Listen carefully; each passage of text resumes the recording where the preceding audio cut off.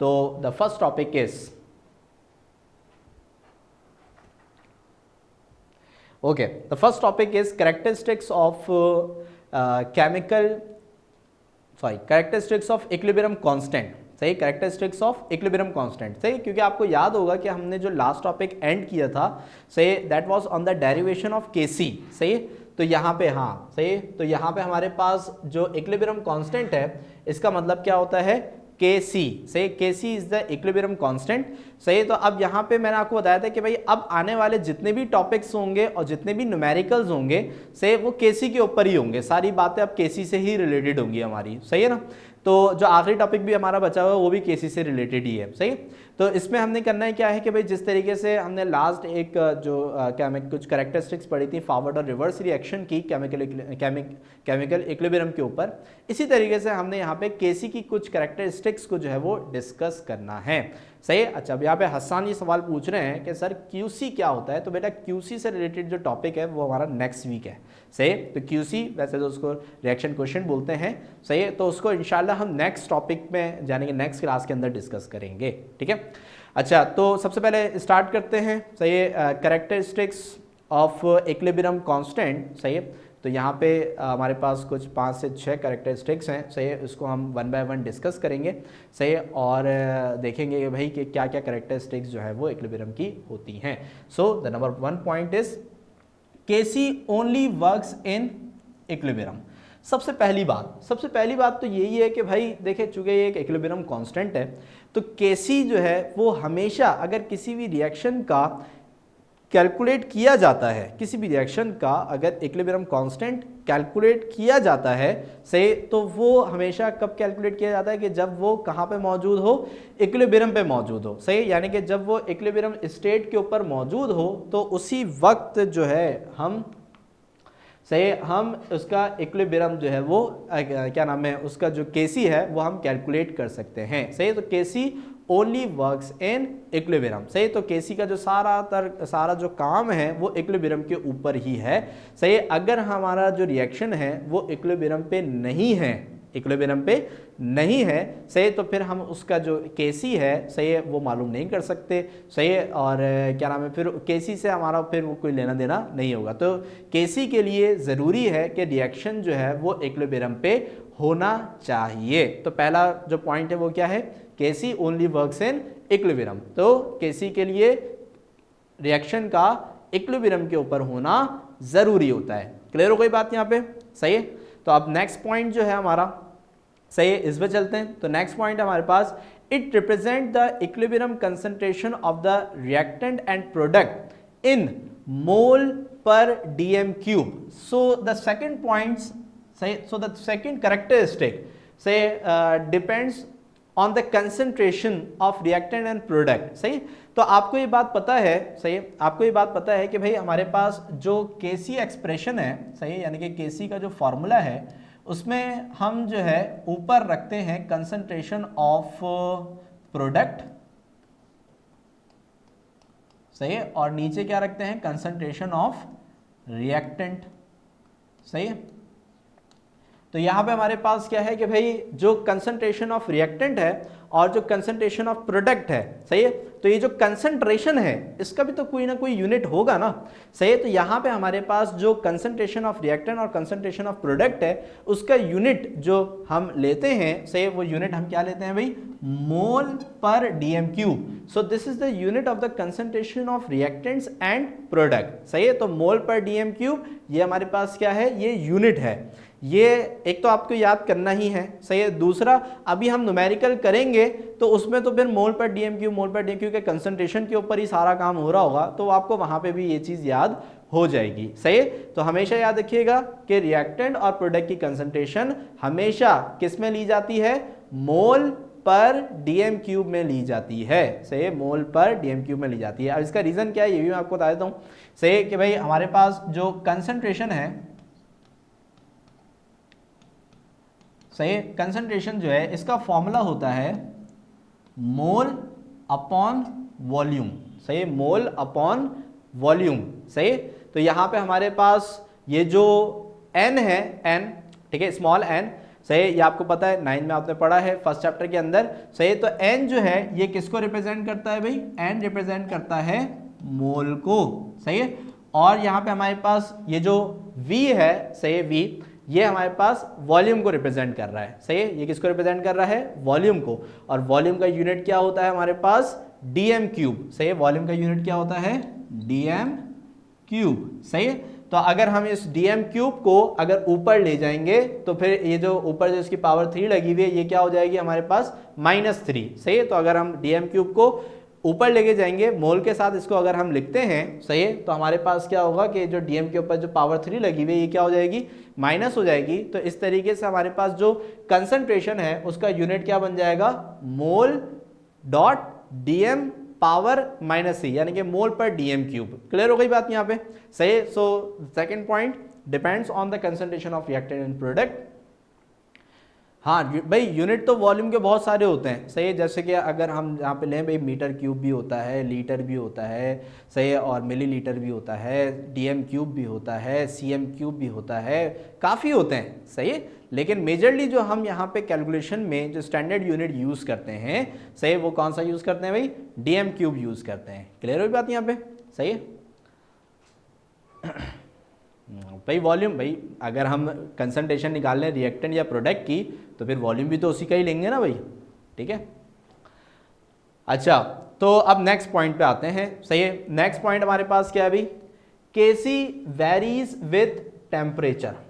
Kc varies with temperature, यानी कि Kc जो है, सही, Kc जो है ये हमारे पास क्या होता है, इसको हम चेंज कर सकते हैं। सही, Kc को हम चेंज कर सकते हैं किसके जरिए, टेम्परेचर के जरिए। अब इससे रिलेटेड अभी आपको याद होगा कि अभी हमने कैरेक्टरिस्टिक पढ़ी थी, तो उसके अंदर हमने ये बात पढ़ी थी कि भाई जो इक्विलिब्रियम होता है, सही, उसको हम डिस्टर्ब कर सकते हैं। इक्विलिब्रियम को हम क्या कर सकते हैं, डिस्टर्ब कर सकते हैं 3 एक्सटर्नल इफेक्ट के जरिए। सही, पहला जो हमारे पास एक्सटर्नल इफेक्ट होता है, सही, वो क्या था, कंसंट्रेशन, फिर क्या था, क्या नाम है, प्रेशर, फिर क्या था, टेम्परेचर। सही है, तो कंसंट्रेशन, प्रेशर और टेम्परेचर, ये 3 जो हमारे पास क्या नाम है इफेक्ट्स हैं, इसके जरिए हम क्या कर सकते हैं, सही, क्या नाम है, Kc को डिस्टर्ब कर सकते हैं। सही है, तो यहाँ पे हमारे पास वही बात लिखी हुई है कि Kc वेरीज विथ टेम्परेचर, यानी कि अगर आप टेम्परेचर को तब्दील करोगे तो फिर उससे Kc की वैल्यू पे भी क्या पड़ेगा, फर्क पड़ेगा। सही, तो यहाँ पे हमारे पास third point depends on the relation of Kc with the temperature. सही है, इसके ऊपर डिपेंड करता है ये। ठीक है, इसके बाद आते हैं, सही है, तो Kc is a balance chemical equation. In a balance chemical equation each reactant and product has a concentration equal to its coefficient. सही है, तो यहाँ पे हमारे पास ये जो पॉइंट है ये उन बच्चों को समझ में आएगा जिन्होंने लास्ट क्लास ली हुई है। सही, जिन्होंने लास्ट क्लास ली थी हमारी।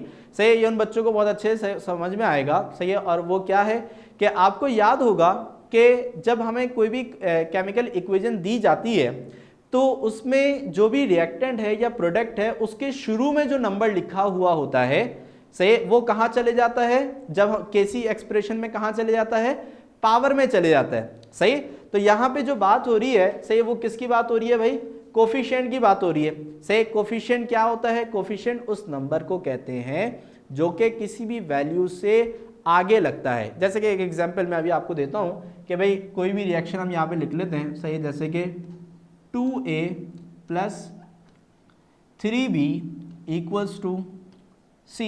सही है, ऐसा लिख दिया हमने। सही, 2a + 3b = c। सही, तो अब यहाँ पे अगर मैं आपसे बोलूँ कि भाई यहाँ पे जो a है, सही है, a ये एक रिएक्टेंट है, b क्या है, ये भी एक रिएक्टेंट है, तो फिर 2 और 3 क्या होंगे, सही, 2 और 3 जो है ये हमारे पास ये कोफिशिएंट कहलाएंगे। क्या कहलाएंगे, कोफिशिएंट कहलाएंगे। सही है, हाँ इमरान, ठीक है, पावर में जाएंगे ये। सही है, तो ये हमारे पास क्या कहलाएंगे, कोफिशिएंट कहलाएंगे। सही है, तो ये जो कोफिशिएंट है इसको अगर हम Kc एक्सप्रेशन में लिखते हैं तो ये कहाँ चले जाएंगे, ये चले जाएंगे पावर के अंदर। सही है, यानी कि अगर मैं इसका Kc एक्सप्रेशन बनाता हूं, सही है, यहाँ पे इसको रब करते हैं।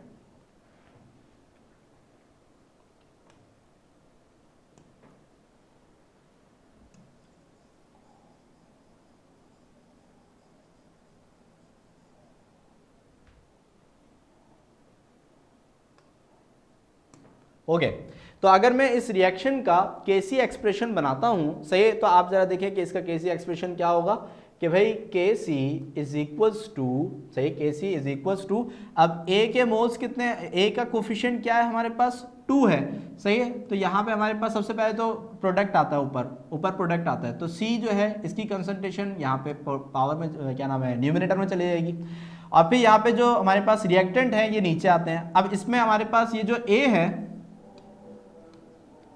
सही है, इसकी जो कोफिशिएंट है ये कहाँ चले जाएगा, सही, पावर में चले जाएगा। इसी तरीके से B का जो कोफिशिएंट है ये कहाँ चले जाएगा, पावर में चले जाएगा। तो इससे हमारे पास क्या होगा, सही है, इससे हमारे पास क्या होगा कि हमारे पास जो A है और जो B है इसकी कंसंट्रेशन क्या हो जाएगी, इंक्रीज हो जाएगी, सही है, A का कोफिशिएंट A की पावर बन जाएगा। वेरी गुड मुनीब, सही है, सही बता रहा हूँ, ठीक है। तो यहाँ पे हमारे पास क्या है कि भाई यहाँ पे जो A है इसका कोफिशिएंट इसकी क्या बन जाएगी, पावर बन जाएगी, जिसके जरिए A की कंसंट्रेशन क्या हो जाएगी, इंक्रीज हो जाएगी, सही है। तो यहाँ पे ये जो लाइन है कि रिएक्टेंट एंड प्रोडक्ट की जो कंसंट्रेशन है वो उसके कोफिशिएंट के बराबर हो जाती है, यानी कि जो कोफिशिएंट है वो उसकी कहाँ चले जाते हैं, पावर में चले जाते हैं, जिससे वो उसकी कंसंट्रेशन को क्या कर देते हैं, बढ़ा देते हैं, सही। तो यहाँ पे कोफिशिएंट जितना ज़्यादा होगा, सही, यहाँ पे उस A की कंसंट्रेशन उतनी ही क्या हो जाएगी, ज़्यादा हो जाएगी। इसकी पावर अगर 2 है तो A की पावर 2 हो गई, अगर A की पावर 3 होती तो यहाँ पे A का कोफिशिएंट 3 होता तो यहाँ पे A की पावर भी 3 हो जाती, जिससे A की कंसंट्रेशन क्या हो जाती, बढ़ जाती, सही है। तो यहाँ पे रिएक्टेंट और प्रोडक्ट की कंसंट्रेशन उनके कोफिशिएंट्स के ऊपर डिपेंड करती है कि जैसे जैसे उसके कोफिशिएंट्स बढ़ेंगे वैसे वैसे उसकी जो कंसंट्रेशन है वो भी क्या होती जाएगी, बढ़ती जाएगी।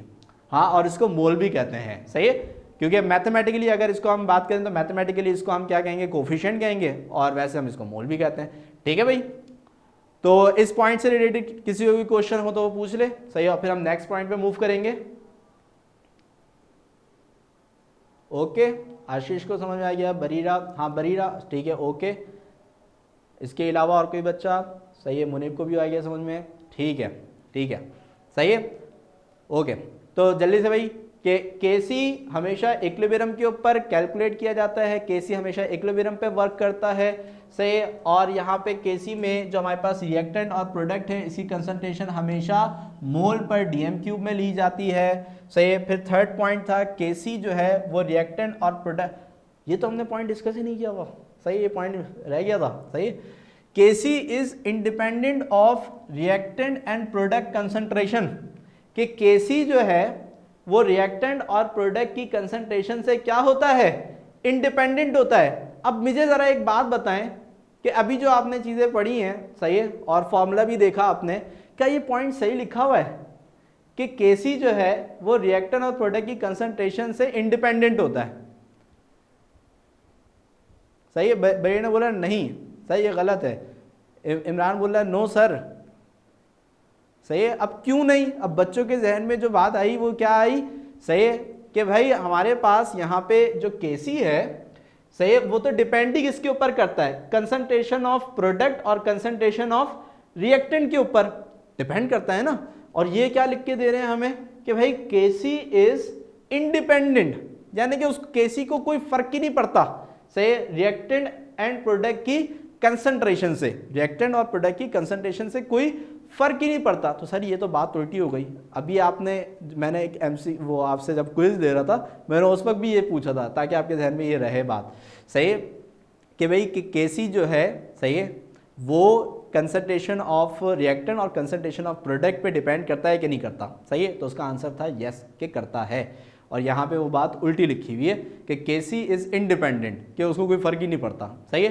तो सर फिर मसला क्या है, ये मसला क्या है, तो वही मसला ये है कि आपकी बुक के अंदर ना थोड़ा सा ये प्रॉब्लम है, ये प्रॉब्लम है, इस पॉइंट को थोड़ा सा सही करना है। तो इसलिए मैंने अपनी स्लाइड के अंदर भी इस पॉइंट को ऐसे ही डाल दिया ताकि मैं आपको सही करवाऊँ, सही है। तो गलती है, ठीक है ना, तो ये बुक में गलती है, इसको थोड़ा सही करें। तो सर असल चीज़ है क्या, सही। तो अगर आप असल चीज़ को थोड़ा सा खुद से भी ढूंढने की कोशिश करें तो आपको बहुत आसानी से पता चल जाएगा, और वो ये है कि Kc इज इंडिपेंडेंट ऑफ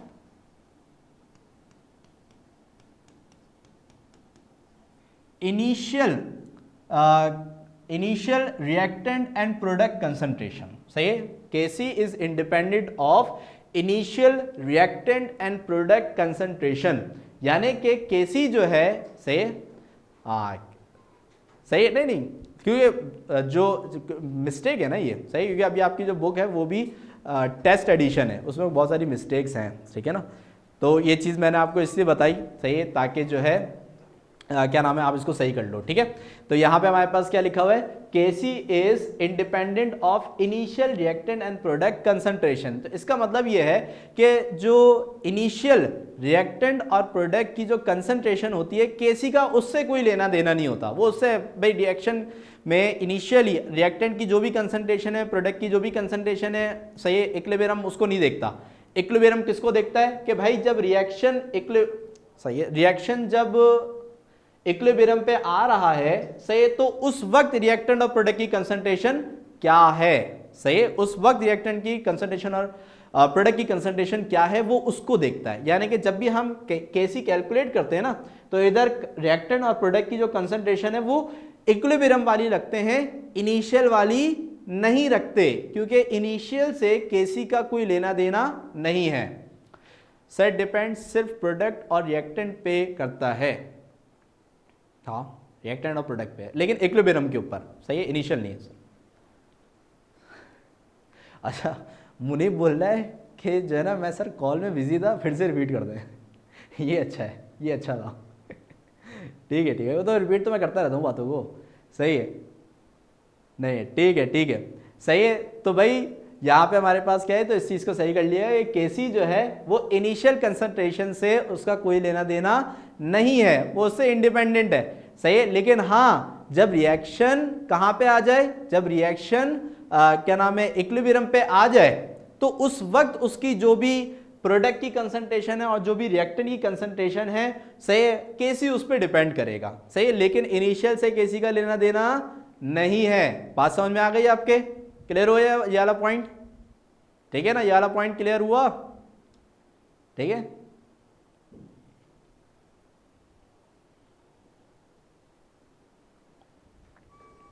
ठीक है, डिपेंडेंट होगा, डिपेंडेंट किस पे, सही है, यानी कि इनिशियल कंसंट्रेशन पे डिपेंड करेगा, सही है, और सॉरी इनिशियल कंसंट्रेशन पे डिपेंड नहीं करेगा, सही है, और इक्विलिब्रियम कंसंट्रेशन पे डिपेंड करेगा, सही है, ठीक है, नहीं अब लड़ना नहीं, ठीक है भाई, क्लियर हो गई बात यहाँ पे, सही है। तो यहाँ पे हमारे पास जो है ये वाला पॉइंट, इसको आप सही भी कर लिएगा और आपके क्लियर भी ये बात होनी चाहिए, ठीक है। तो अब आगे चलते हैं, टेम्परेचर वाला पॉइंट हमने डिस्कस कर लिया, कोफिशिएंट वाला पॉइंट डिस्कस कर लिया। Second last point, Kc represent the equilibrium position if Kc is larger than 1, यानी कि Kc की वैल्यू अगर 1 से ज़्यादा है, तो इसका मतलब है कि रिएक्शन की जो डायरेक्शन है वो क्या है, फॉरवर्ड है। बड़ा इंपॉर्टेंट चीज़ है एमसीक्यू के लिहाज से, ठीक है।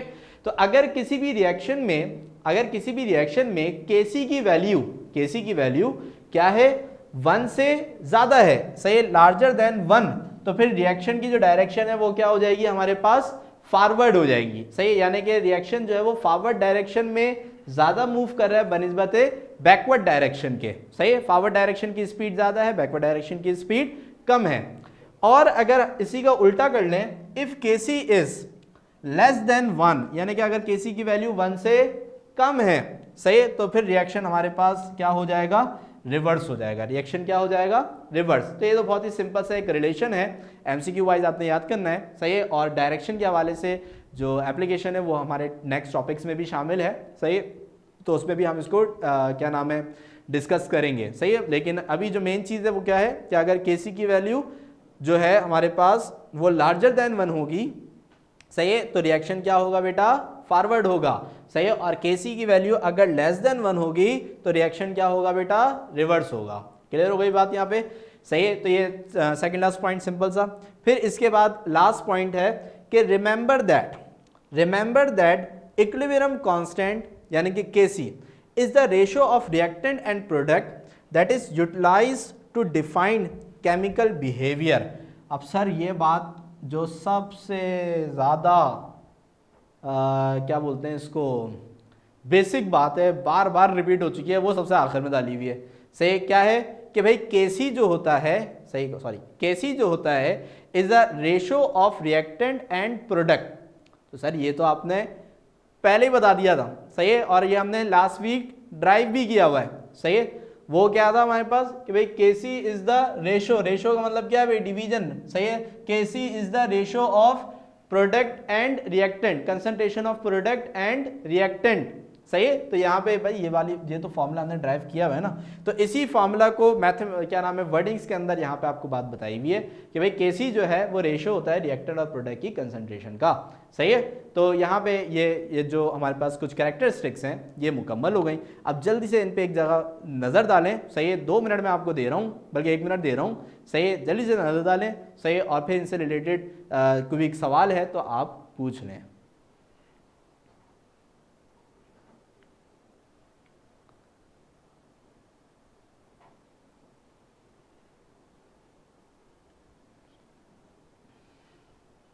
अच्छा, फास्टर देन बुक क्यों भाई है मुनीब?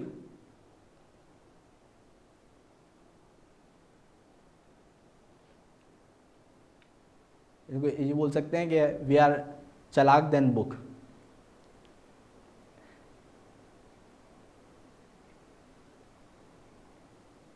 हाँ सही है भाई, क्लियर है सब। इमरान सर मज़ा आता है आपकी, अच्छा मज़ा आता है, ये इमरान जो है वो सही ठीक है, इसको भाई क्लास में मज़ा आता है। और किस किस को मज़ा आता है भाई?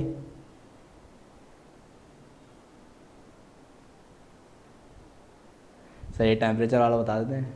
अच्छा, मुनी भट्टी को भी आता है मज़ा, ठीक है ठीक है, बता देता हूँ मैं, सही है।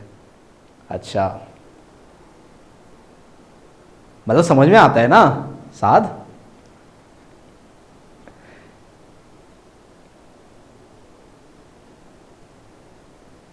हाँ ये अच्छी बात है कि हम पढ़ते रहें और चीज़ें याद भी होती रहें, सही है, अच्छी बात है ना, ठीक है। फिर बात क्या है कि बस एक दफ़ा क्या है कि हफ्ते में एक दफ़ा बस खोल के देख लिया, वापस से वो सर अरसान की सारी बातें रिपीट होना शुरू हो जाती हैं। हाँ आप लें, मेरे साथ ले लें स्क्रीनशॉट, सही है, हैं जैन, ले लें ले लें।